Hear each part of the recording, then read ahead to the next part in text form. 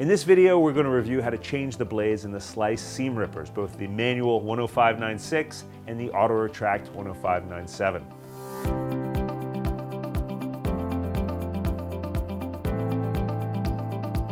Today we're going to discuss the Slice seam rippers. They come in both an auto retract and a manual version. They by default come with the rounded tip blades. All of our handles come by default with a rounded tip blade, and we do offer a pointed tip blade as an option as well. These handles are ambidextrous by design, so you don't have to worry about configuring them for left-handed or right-handed. We do offer an auto retract version and a manual version, and I'd like to show you both of those versions now. The manual retract requires you to extend the slider button to expose the blade. You must manually retract the blade as well with that same slider button.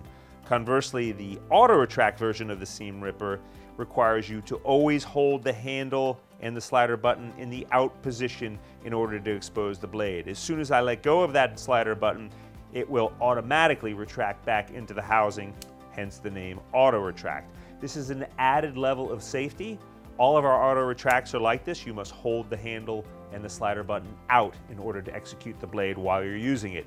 We do suggest that you use auto retract whenever possible as an added level of safety. Let's look at blade change. Again, you don't have to worry about configuring it for left-handed or right-handed. They're all ambidextrous by default. In order to change the blade, you have to retract the blade into the housing before you can replace it. So in the case of the manual, you need to manually pull the blade back and pull the blade cover off like that, expose the blade again, remove it from the blade carrier, put the new blade in, and make sure it lines up with the tab on the blade and the blade carrier, manually move the blade back, and replace the cover.